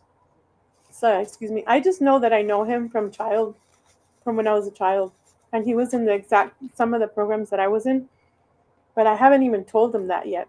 So I'm hoping he's going to be on the show. Like I said, he was supposed to call today or yesterday, but I think he's busy. So yeah. I know that I know him from. Doesn't he do? He does 3 12-hour shows a week. Oh yeah, yeah. He's a busy man. I love that guy. I know that I know him from when that old man, what's his name, Aquino, was messing with us. Because Susan, I don't really want to talk about this, but I was used as a mannequin, as one of those symbiotic dolls. I have one. She's my clone. That's when I was with that guy that I don't want to talk about. And he had me in a locker. And whenever he wanted me, he would use me. So I don't want to talk about that right now. But I was used in the sex kitten program, Monarch. I don't like to talk about that. So that hopefully Douglas will be on the show. But anyway, what else did you want to ask? I was just asking, just kind of your connection with him. You had brought him up a couple times. I've talked to Douglas a couple times, and then his regular guest Peter Moon that he has on, I've talked to a few times as well. Peter's an interesting guy as well, and he actually helped confirm a couple of people's stories for me in the background, not online, because he didn't really feel like addressing it online, which made sense. But there's a couple of people he actually validated for me. Oh, good. I've been wanting to tell him that I have a memory with him and his sister, but I don't want to say it here because I haven't talked to him yet. So this is just a recent memory. And what I can talk about is the aliens in the fucking warehouse. Excuse my language. There's this man that he looks like a man, but he's a dinosaur. And his head is like the octopus. And then there's a little short man that looks like him. That guy is like a soft green, and the other guy's a dark brown. And then there's these octopus squid looking things that are white, see-through, and they're like this quartz here, but white. And they're in cages. And there's a bunch of squid and alien beings from, I would say, Venusian times, from underground, because the people that came from Venus are actually underground in the water. And that's why we have laws that are for, he was talking about it, that we have laws for the ocean and laws for the air and laws for the tierra, earth. Maritime law or something. Yeah. But anyway, yeah, I really do hope he contacts me. We've emailed a couple times. I've always like, I think that's another one of those ideas that's been pushed on people. the Men in Black idea that a galaxy can be as small as a marble, like to be enclosed inside something else. Like it's a very old idea that and same with like what is it, like diamonds being able to store massive amounts of information, stuff like that, or crystals. I mean, not diamonds. Yes, that's how our blood is. But We have the crystalline blood, especially the O negatives. Any kind of, it's in our system. It's alive like a crystal, like a mushed up crystal or a diamond. That's what we are inside, you know. And the plasma, the God particle, is what see, that's why I have a hard time with people when they talk to me about abortion. I've lost so many followers and viewers because of this thing. I'm like, you guys, we don't come to be until we take the breath. We're just, I mean, haven't you heard of the uteruses that are being used by pigs and other things? Wombs that are off planet here in Earth, they have them in the labs. They're growing babies. I have a memory from my grandmother was not alive anymore, but this was like 3 years ago. She's in my astral and she's like, hey, I'm going to be going back to Baja California because that's where she's from. Okay, Nana. She goes, but before I go, I want to show you something. We go into an atrium in a medical facility, and there's these big pillars. I told you, Susan, in one of the shows in Unchaining Hearts that I had. There's these big pillars that are see-through glass, and these men are in like button-down shirts, white and with regular slacks, and they're working on babies, and these babies are blue. They have blue on them. Those are like us, how when we come in, and you know what I'm saying. So a lot of people say, well, the child has a spirit when the egg fertilizes the sperm. No, that's just the biology. But when we come in is when we take our first breath. That's the God particle, if we want to talk about religion, but or spirituality. That's how we are. The cluster, the stars, the stardust that is in crystal being. That is what I call bioluminescence. If you ever seen that series, remember the guys with the mag boots that we used to use? Not Jupiter Ascending, but there's a series, and they gosh, I can't believe I can't remember, but they come into this a ship, and the ship has all this bioluminescence AI. Isn't that weird? Gosh, I'm going to remember when I remember, I'll write it down.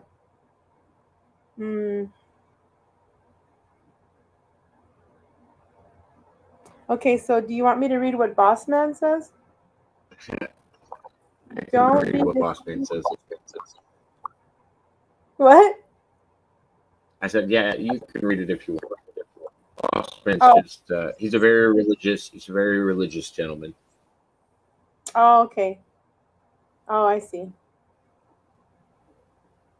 Oh, and then Gonzo says aliens are humans who spent too much in space. Well, I mean, what it is God, if you want to talk about God or gods, those are the humans that were in Atlantean times that found a way to exist with technology and AI from the eighth sphere and beyond. Okay? So like I said before, they want us to always believe in a God, but no, we are that. All of us together. You don't have to pray to nothing or do not give your heart away to nothing. That's what these aliens want, and religion too. If you look at Thor, Love and Thunder, they take him to this atmosphere, planet where it's all gold and it's Zeus. So Jesus in religion is actually Zeus. Now, if you look at Santos Bonacci, there's the Catholic religion. When they hold up the Eucharist, they always have to have it aligned with the sunrise, or where the sun is. If you look at the men with the beards in Egyptian time, you can see where the sun hits the water. There's the beard, but in the shape of like a pyramid. You cannot come through me unless you go through the sun. That means the sun. That means the sun wormhole. That's how we come in and exit this place. There's a fake white light. So don't go into the fake white light, because I had a near-death experience when I died, and I was dead for 3 days. And my mother called everybody, said, Veronica's dying. and I saw so many things. I came back. What the hell? You know, I was supposed to leave, but I didn't. And that's that was in Halloween of 2010. So anyway, Did um, you get called away from the light, or did you just know not to go to it? well, what happened was I was in the hospital, right? And I was in my gown and I woke up and I'm like, what the hell am I doing here? And then I saw these. If you read the Baba Gati or the Indian, Bhagavad there's I have Bhagavad Gita. yeah Bhagavad Gita. Baba Gita, right? There's like 12 or 13 books that I have, and on one of them, I don't know where it is right now. I think it's in storage because I just moved here recently. And behind one of the books is these Indian blue beings that there's this guy on a table, you know, and there's these beings that are trying to take his soul, and then there's these scientists in white lab coats, right? Okay, well that's what happened to me, and I couldn't believe it because I didn't find this book until years after I had my near-death experience. So I get up, I'm in the hospital gown, and I'm like, what the hell am I doing here? There's these beings that are dark charcoal blue, cut in half, with yellow eyes and the same black short jagged haircut, staring at me on the monitors like, what the hell? So I had to walk over them. That, yes, those guys. They're all blue though. All of them were blue. But in this instance, they were blue charcoal. Which is Later on, interesting because they were talking about a battle in the sky of people that were in basically what seemed like flying cities, and they yes, were I do. fighting. There was a blue race versus a different race. But yeah, no, a buddy of mine. This is an AI generated uh, picture of Buddha, Jesus, Krishna, all of the religious The figures put Jesus. together. And Yeah, yeah, there's a bunch of. he wrote a religious book. Buddy of mine that Well, comes on. yes, no, I'm glad you showed it because that's how they look, but they're all blue, and they were. Okay, so let me just tell you what I saw, and then I'll tell you what happened. Really, I remembered years later. All right, so I'm in the astral. I'm dead. Okay, everybody's like, shit, say bye to Vero because she's gone. Right? They have me intubated and all that. I'm cut in half. They took almost all my large intestine out. My left boob, I can, you know, they thought that I was going to lose that. They put a stick here through my pulmones, through the lungs, because my lungs had collapsed. Okay, anyway, so I'm in this room and I'm like, I'm seeing these things.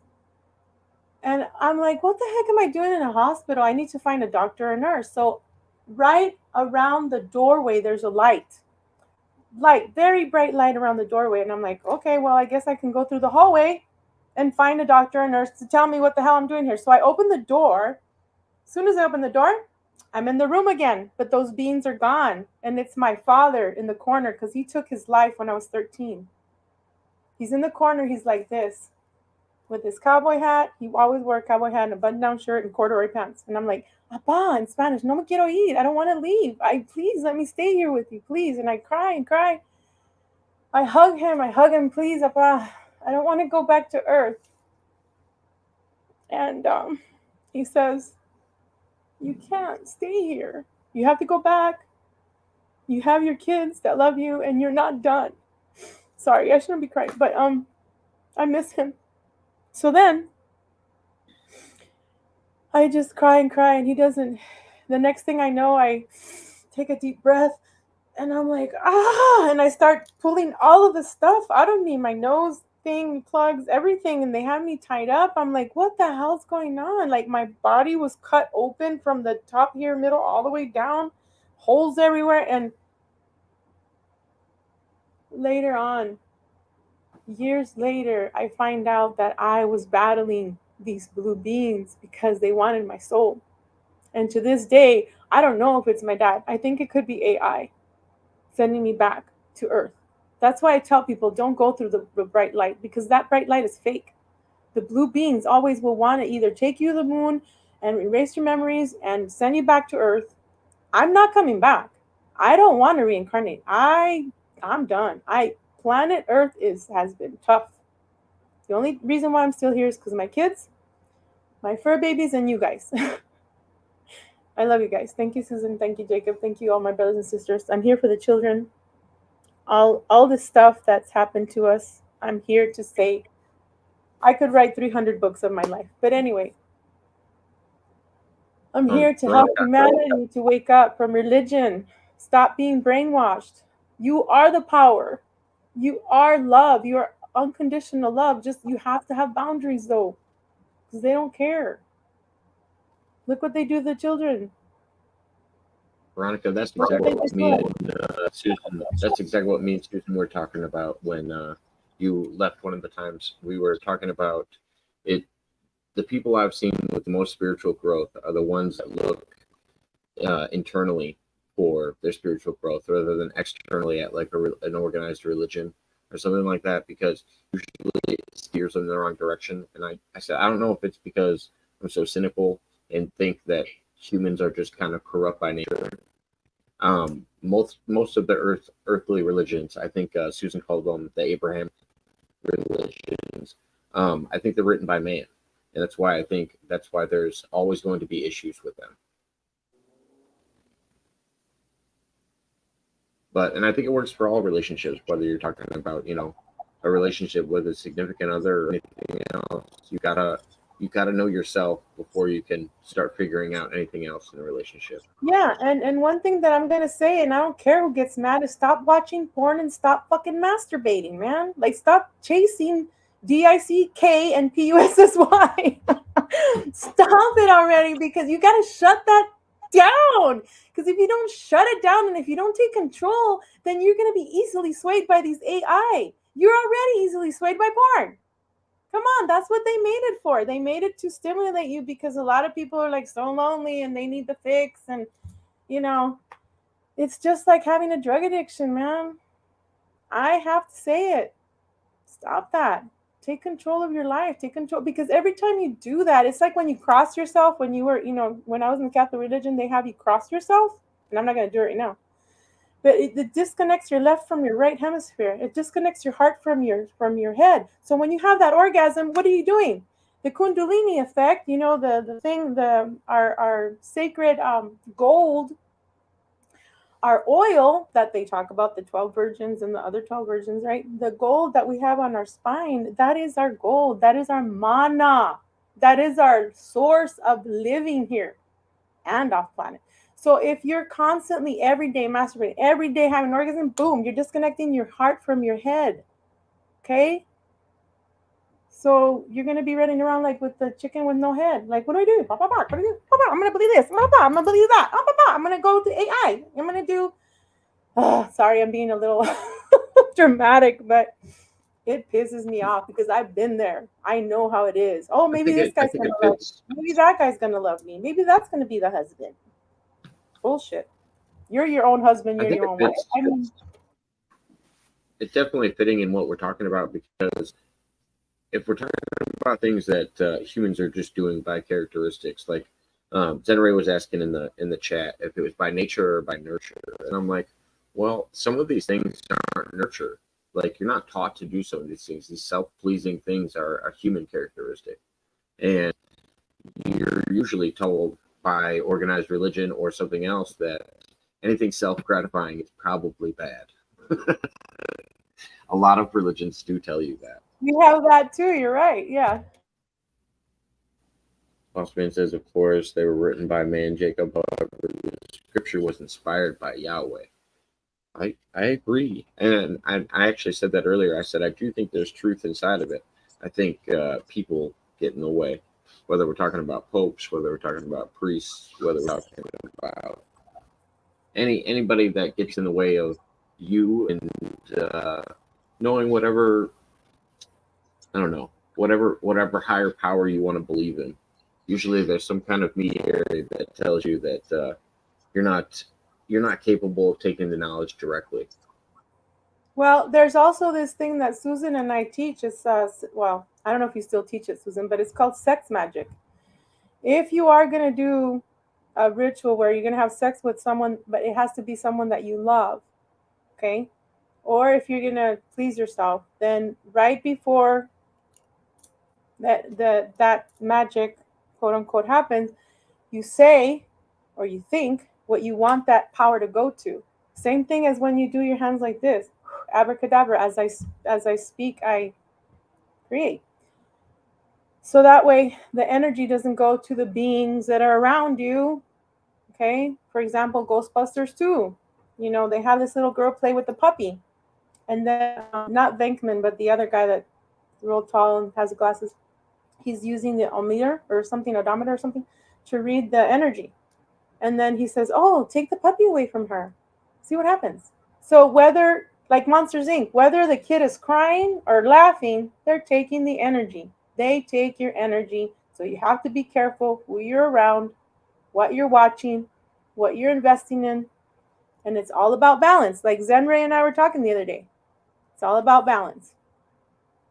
Right? But now the forbidden fruit is children. So bullshit with the pedophilia. I do not consent to those people, bringing in the agenda that it's okay to marry them as long as they're on their period. Bullshit. Children are not to be used in this way. I was used in that way. I do not approve. It's not right. It messes with you. And you have to be always aware of your surroundings, not just because I was in the military, I was a police officer. No. Because of the trauma, also. You have to be hyper aware. You have to take control of your dreams. You have to say no. So if like there's your ex-husband in your dream or your ex-wife, you don't know if it's a hologram, you don't know if it's an alien, you don't know if it's. They're always testing us here on earth while we're awake and in our astral. Anyway, I went deep. Your turn, Susan. I talk too much. Well, part of that, like you saying that you don't believe you have your soul till you're born. When I do the cranial sacral fascial therapy, I've had it done to me, and I saw I was taken out of my mom's womb in utero, so they were already tampering with me then. And then when I did it to the counterpart here, I also saw him being taken out in utero and then replaced. Especially the C-section babies like I was. They're the surrogate program or whatever you want to call it, and I call it the abandonment program as well. And there's a suicide program. There's all kinds of stuff. Um, but yeah, and that's what why we're called my labs, because they take you out from the mother and then they doctor up your DNA to test you. Right, Susan? I don't know. I know they did something with our DNA, but yeah. Because it's a war between the Alpha Centauri. What do they call that? The Alpha Draco and the reptilians. Of course, some reptilians have joined with the Alpha Draconians, but it's a race, RAC war. It's a race war. So, and like you have Nike and Armor All and Puma and Fila and all that. It's kind of like that movie, and we talked about this before. Gamer, where they're using the person in the show, and they're like, hey, we took your wife or we took your child. Now what are you gonna do? You have to fight, and they use their avatar in this in this Yeah, in like this movie. Bloodshot. Oh yeah, Bloodshot. Oh my gosh, Susan, remember we did that show? Yes. Because I know all they had to do was tell me they killed my family and I'd go kill everyone. So, yeah.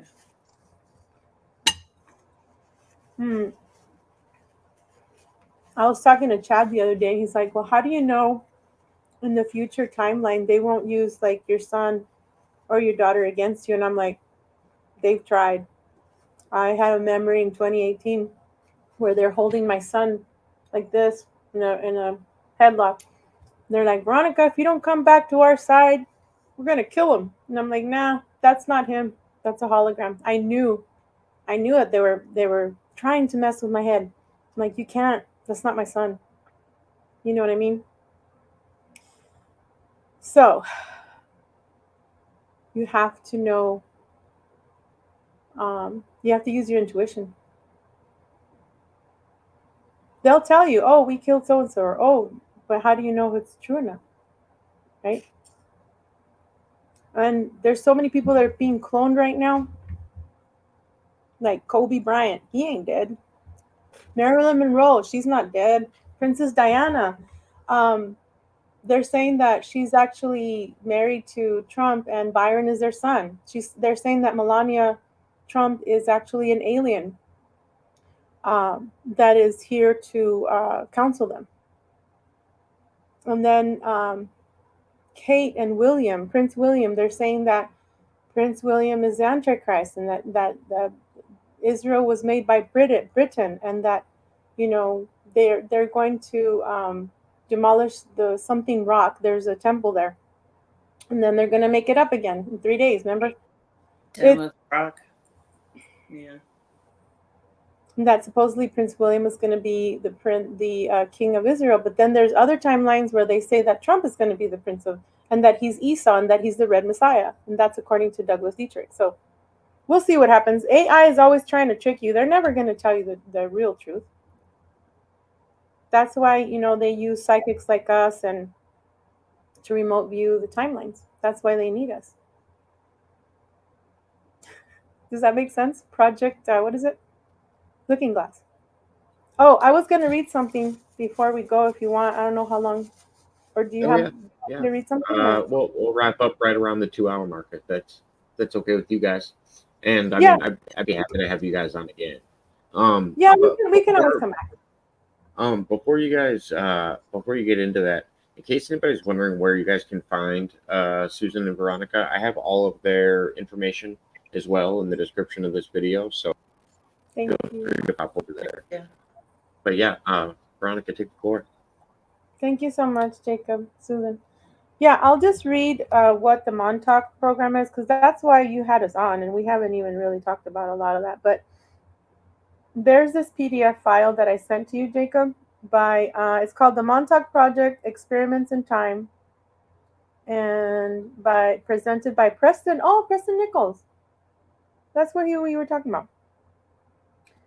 So I'll just read real quick. In 1971, I began working for BJM, well-known defense contractor in Long Island. Although I was not extraordinarily interested in the paranormal, I did get a grant to study mental telepathy. I had discovered a wave that could be termed a telepathic wave, and it goes on and on. My interest in metaphysics had been launched.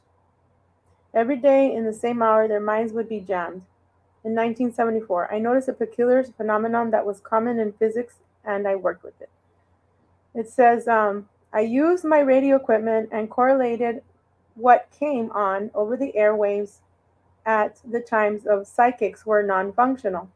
Whenever a 410 to 420 megahertz cycle appeared on the air, they were jammed. When the 410 to 420 megahertz cycle was off, the psychics would open back up after 20 minutes. I won't bore you with the rest. I will, because there's a lot. But please keep in mind that you have to be careful what you listen to, what kind of meditation, because they're always like, hey, listen to 440 hertz. Well, aren't we supposed to be listening to 528 and higher? Like maybe 900 megahertz, and black screens that are, there's one that's 666. And a lot of religious people, oh, that's the devil. No. If you just heard what I read. So anywhere from 410 to the other number, you don't want to be in that frequency. And they changed the music to that. They changed it to 420, I think, megahertz. But anyway, I'll just end it there because I can get into a lot right now. I've actually read that from Preston. Oh yeah. Yeah, and he was a big radio guy, and he was all about radio waves and trying to figure that stuff out. And I've done a lot of deep dives into like how radio waves work, and also magnetic fields and stuff like that. Beats per minute are also just as valid as hertz. Like certain beats per minute will make people move around and be actually like more energetic. And then if you look at, I don't know if anybody's ever seen those like soundboard things It's like an electronic thing, and you put like salt on it, and then depending on what frequency you play, it'll make different geometric patterns inside of the salt just from that frequency. And I've always wondered if that's how we moved some of the ancient structures that are on this planet. If that explains some of the ways we're moving them, besides just giants, because I think I'm too hard for giants to move. Well, they use frequencies on the LRAD to burn people's skins for crowd control. You know, they've been using frequencies to harm people. I like to use 528 hertz when I do Reiki. Mm-hmm. Just gets me more in the meditative zone because I'm trying to work for my heart chakra anyway. Yeah, especially your heart chakra. There's a Mozart. There's a quintet for glass harmonica. The harmonica, it's a glass harmonica player, and it's out of glass, and you put water on it, and that is supposed to be, according to Dr. Lewis, is supposed to be the best to keep our mind happy, to keep our mind, not depressed. I don't know, because I've talked about this on the show that I did with Chad and Tom Outhouse about how they music and in movies they interfere with our heart space. They pull, like someone said a long time ago, they pull on our heartstrings, right? Because what does Max Beer say? That he used to say that they're after our hearts, our childlike hearts. So anything that hurts our heart, they're all for it, the dark side, because that's how they can get them our energy or our minds to get us depressed. That's why the women are always being messed with, especially with the moon and different sound waves, because they want us to keep down, because we're very powerful. We're supposed to help both the male, when you're in a partnership or in a marriage, male, female, whatever, whether you're, born that way or not, the opposite with the feminine, we're supposed to, we're the creators, okay? And men are pillars. They're supposed to protect us, but we also protect them. We're warriors too, right? So we're supposed to be a fine tune, like the harmonica, like those frequencies, the high functioning, happy ones are supposed to be there. Oh, I guess we're done. I think we're done. Oh, I guess so. We'll see you later. All right. I gotta go get some. Bye, Sunray. Bye, everyone. I guess we're done. I don't think he's coming back in. I know. I love you, Susan. We'll text or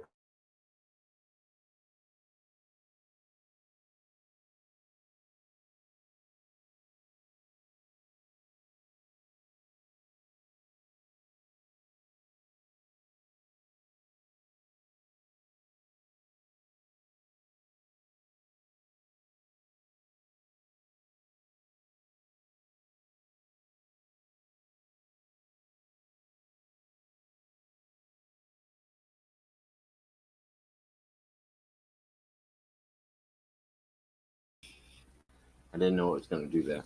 I got L booted, but thank you everybody for tuning in. Thank you again to Veronica and Susan for coming on. We'll do something again soon. I just got booted off, but sorry about that. But yeah, we'll catch everybody next time. Thanks for tuning in.